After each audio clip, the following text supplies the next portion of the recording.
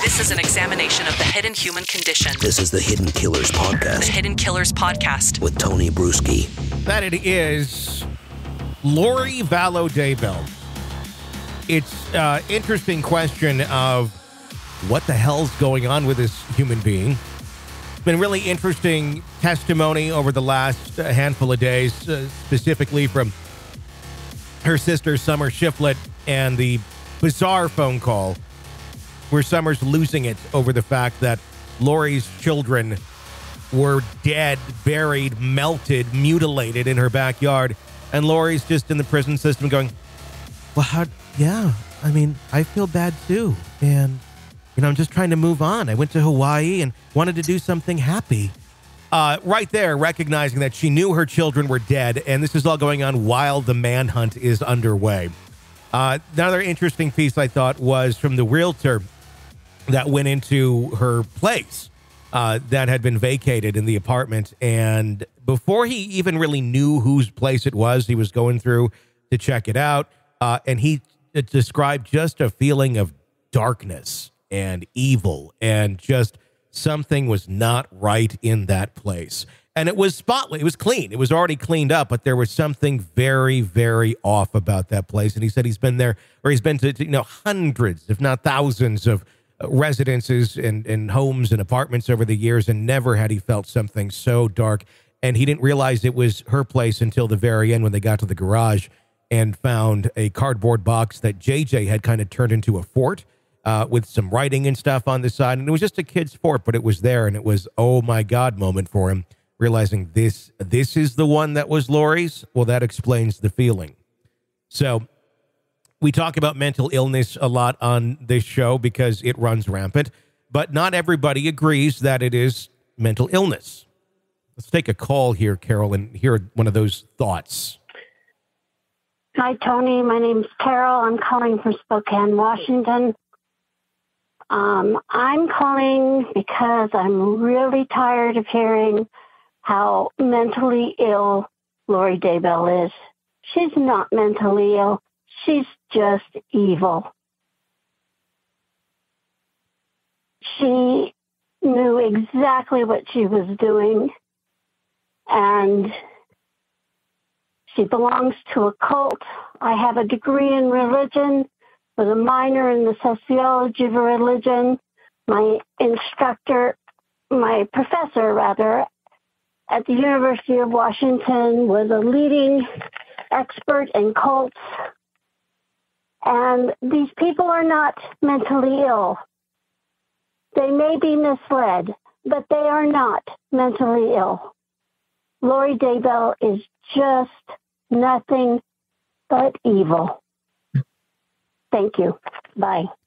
Well, that's that I have to ask then, what is her definition of evil? Is she meaning like this person has demons inside of them, like Lori said her children did?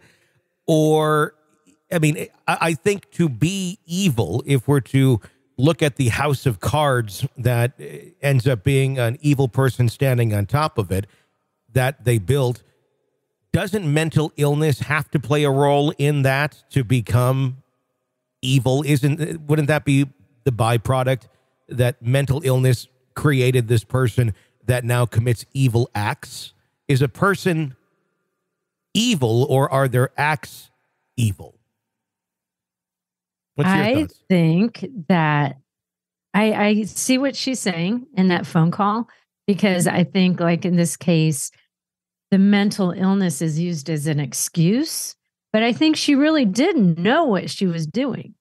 And so sometimes someone can be mentally ill and they really don't know what they were doing, and therefore, guilty by reason of insanity might hold. Now, obviously, that's not what she's charged with here.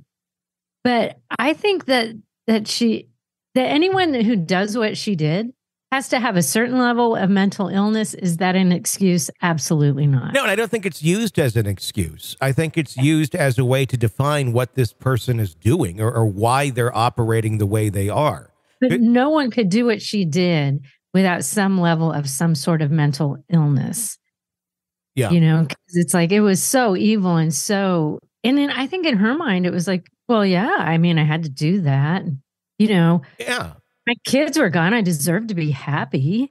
I can't live my whole life unhappy. So I went to Hawaii and got married. I mean, And that's mental illness. That is a personality disorder, mental illness. There's a lot going on there. It's not, I mean, it's very easy just to go, this person is evil. Yeah, sure. I mean, their acts are horribly evil.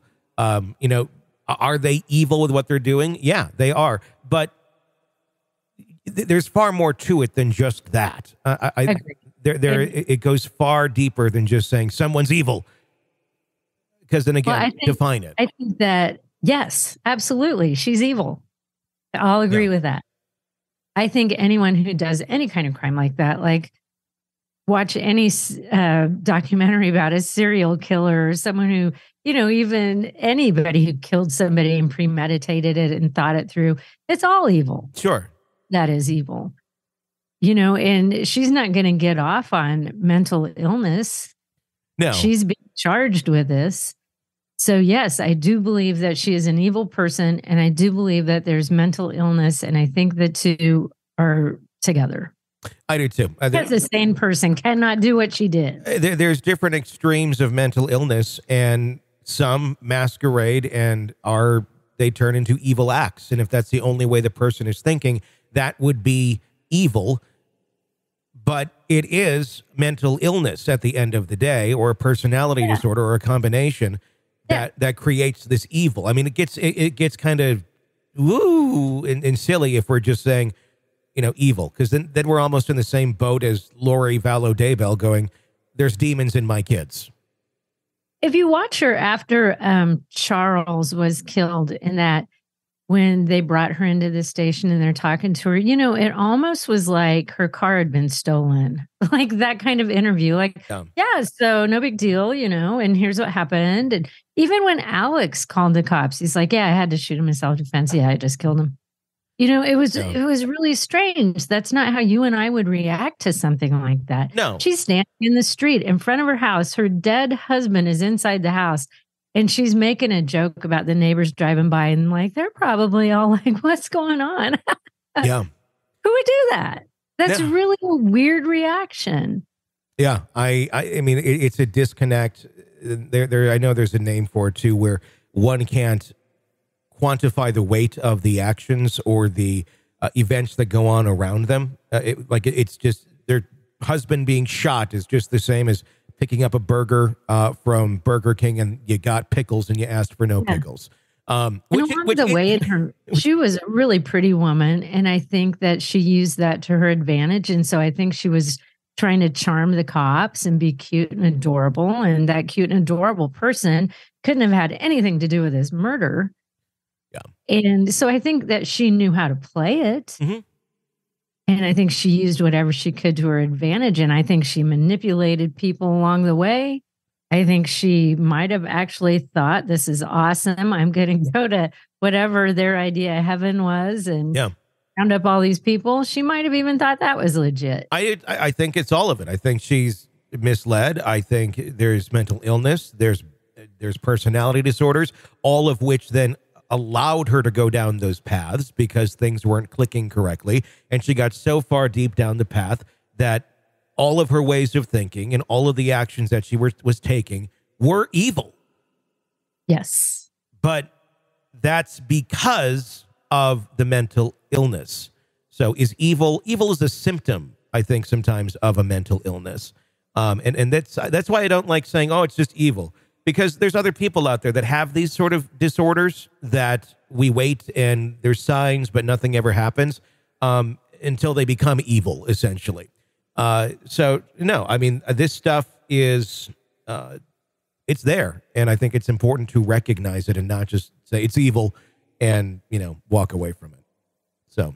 Yeah, because what she's doing is not normal. There is definitely mental illness involved. Without a doubt. This is an examination of the hidden human condition. This is the Hidden Killers Podcast. The Hidden Killers Podcast. With Tony Bruschi. If you want to weigh in on anything that we're talking about here on the show, you can do so. 888-5-KILLER. 888-554-5537. The phone number to call and share your thoughts. We'd love to hear them.